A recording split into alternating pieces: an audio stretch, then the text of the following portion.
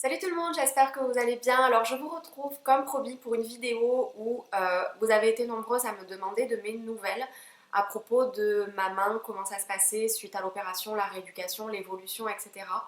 Euh, donc pourquoi je vous fais cette vidéo aujourd'hui? J'ai vu le chirurgien hier, donc ça fait, je me suis fait opérer, je me suis fait opérer le 7 avril, avril, mai, juin, juillet, août, donc ça fait 5 mois après l'opération. Je vous remets je sais pas, là ou en dessous, le lien de la vidéo précédente si jamais vous n'avez pas vu la vidéo et que vous souhaiteriez connaître l'historique. J'ai attendu un petit peu puisque j'ai vu le chirurgien hier, je voulais pas faire la vidéo à chaud puisque j'étais un peu émue hier et je voulais pas faire une vidéo pleine de larmes, n'est-ce pas? Et avant d'entrer dans le vif du sujet, je tenais le plus sincèrement du monde et voilà, je trouve même pas les mots à vous remercier pour tous les messages d'encouragement, de soutien, de tous les messages adorables que j'ai reçus, autant en commentaire sous ma vidéo que les personnes qui m'ont envoyé des messages, que ce soit sur YouTube ou sur Facebook, pour m'encourager, pour me soutenir. Vous n'imaginez même pas à quel point ça m'a touchée et à quel point j'en étais émue aux larmes. Euh, voilà, y a pas de mots, je sais pas quoi dire pour vous remercier pour la présence que vous avez eue suite à cette vidéo. Euh, donc voilà, je vous remercie infiniment, je vous le dire, je l'ai dit sur Facebook, j'ai mis des messages sur Facebook, mais je crois que je vous remercierai jamais assez pour ces messages. J'ai reçu des messages mais plus adorables les uns que les autres et voilà, bref.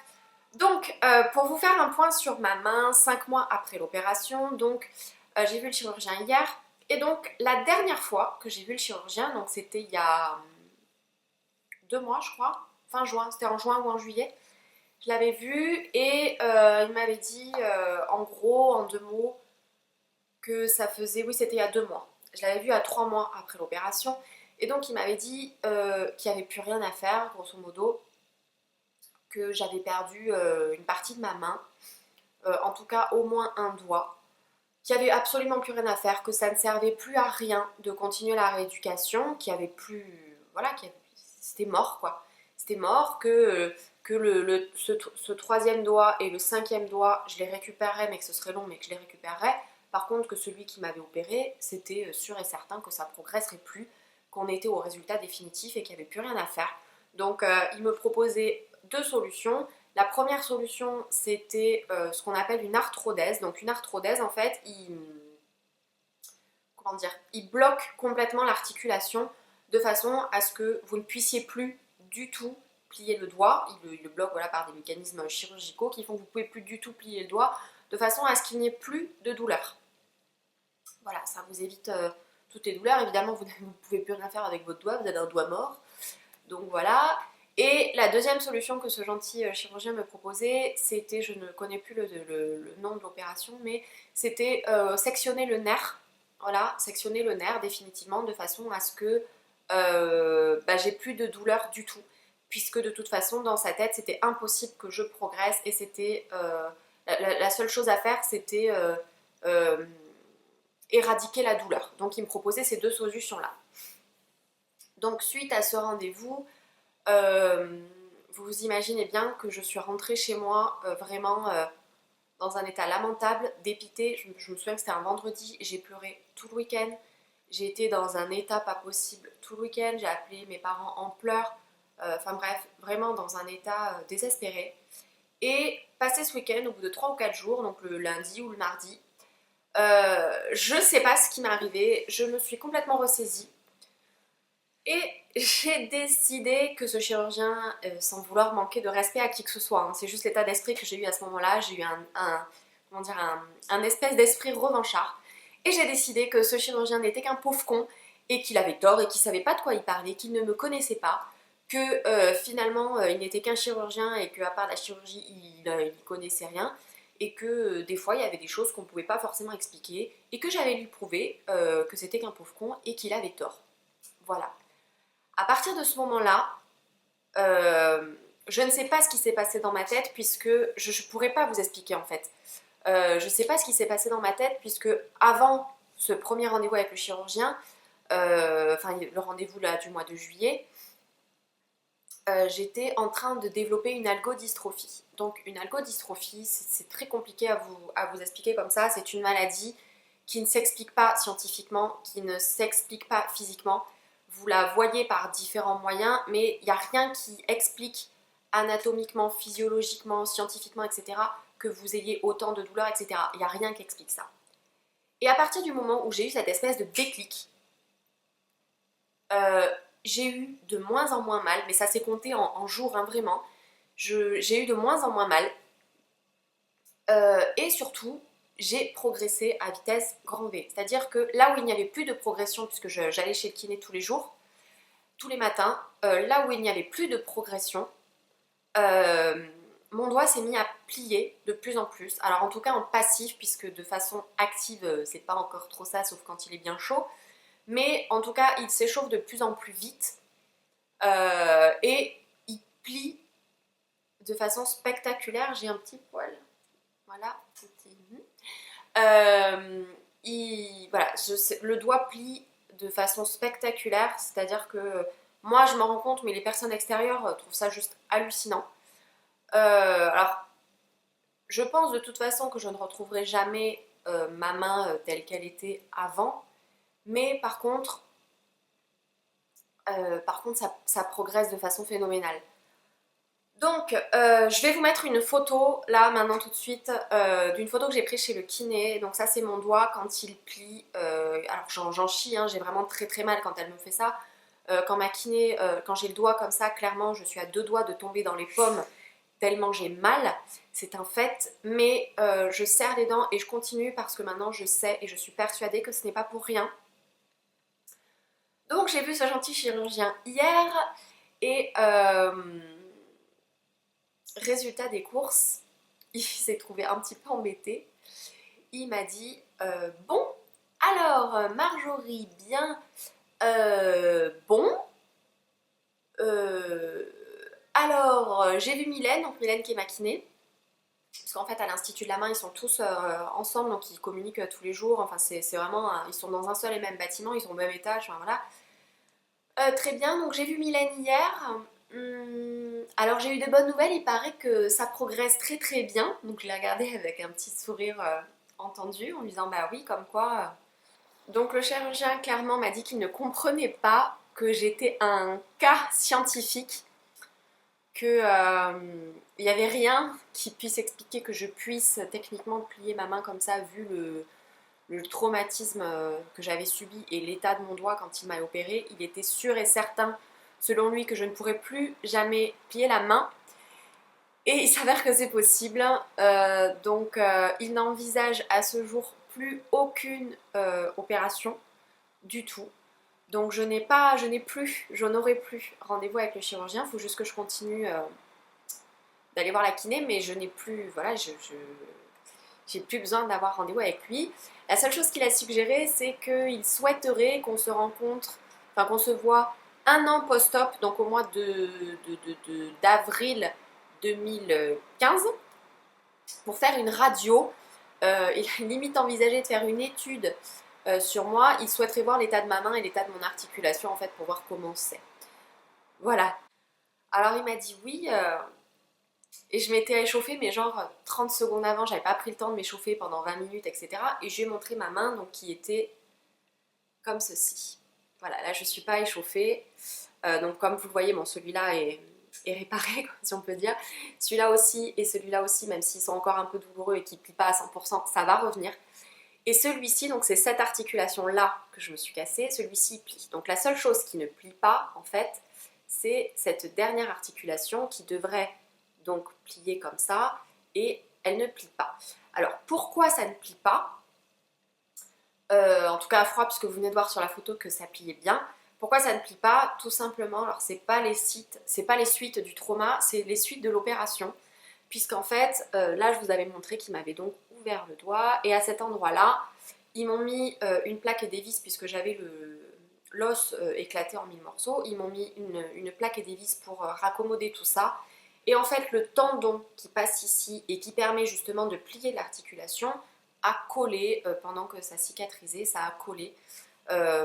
Donc, il n'y a pas grand chose à faire pour le moment, mis à part à tirer dessus, à pousser, et au fur et à mesure, et ça va être encore très long, ça va en théorie se décoller.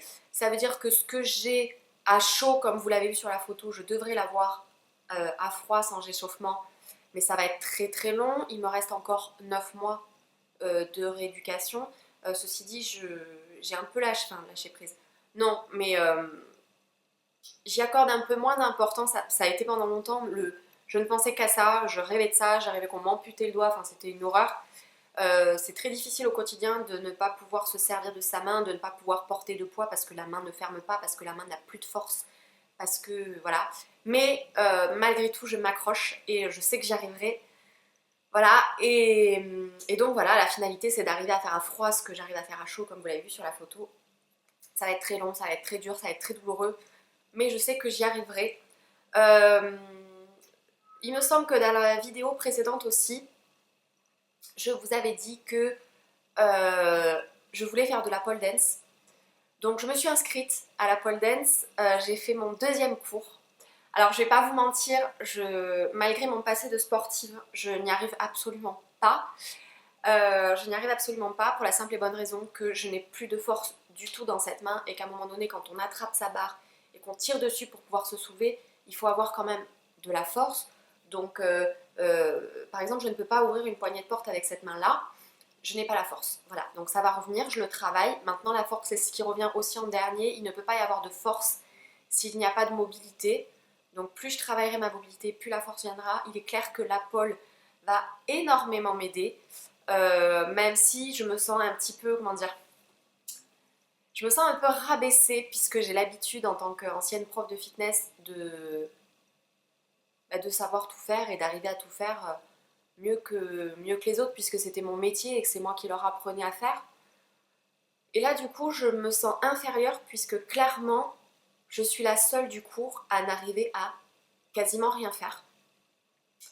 J'ai quand même la force physique, j'ai quand même les bras, j'ai quand même les abdos, j'ai quand même les muscles qui vont avec, même si clairement on n'en a jamais assez pour ce type d'activité. Mais je n'ai pas la force dans la main et donc c'est compliqué. Mais je mettrai plus de temps que les autres, mais j'y arriverai. Voilà. Je pense que j'ai fait le tour. Je voulais vous dire aussi que j'étais un peu... que vous m'avez énormément aidé. Pardon. Que vous m'avez énormément aidé, vous m'avez beaucoup touchée. Je comptais pas pleurer, mais voilà. Vous m'avez beaucoup touchée et clairement c'est aussi grâce à vous que j'ai eu ce déclic et, euh, et que je progresse chaque jour un peu plus. Et voilà, et merci encore. Et j'ai été pendant, ben, j'ai pas fait de vidéo pendant un moment et tant pis si j'ai moins de vues et je m'en fous de tout ça. Je fais des vidéos parce que ça me plaît, je fais des vidéos parce que ça vous plaît et je compte pas enfin je m'en fous du reste. Et pendant quelques mois, j'ai été un peu enfermée dans ma bulle, dans une grotte où, pardon, mais où j'ai été vraiment très déprimée, où ça a été très dur pour moi, où des gens autour de moi m'ont déçue, des amis que je considérais comme très proches qui n'ont même pas pris de mes nouvelles, ne serait-ce qu'une seule fois, quand vous avez été là, et ça pour moi c'est juste énorme. Voilà. Ça peut montrer la valeur de certaines personnes de qui depuis je me suis éloignée évidemment.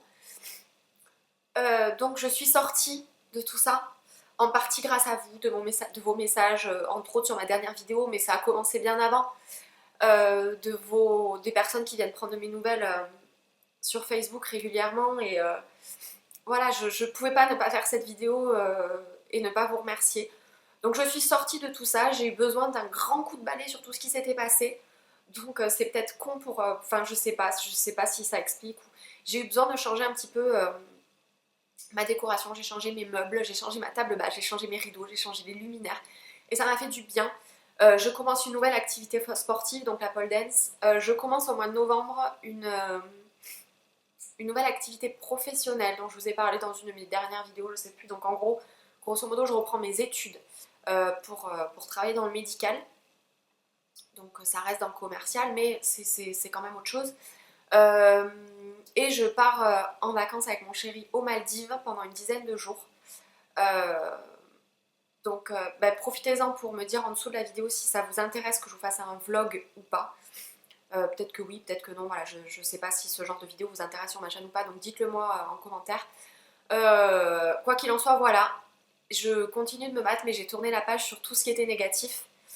Euh, je vous fais cette vidéo au-delà du fait de vous remercier, parce que dans les nombreux messages que j'ai reçus, il y avait des personnes qui me disaient, je crois que ça faisait partie des messages qui m'ont pu toucher, tu es un exemple pour moi, moi j'ai tel truc, et vraiment ça m'aide de voir quelqu'un d'aussi fort que toi, quel courage, etc.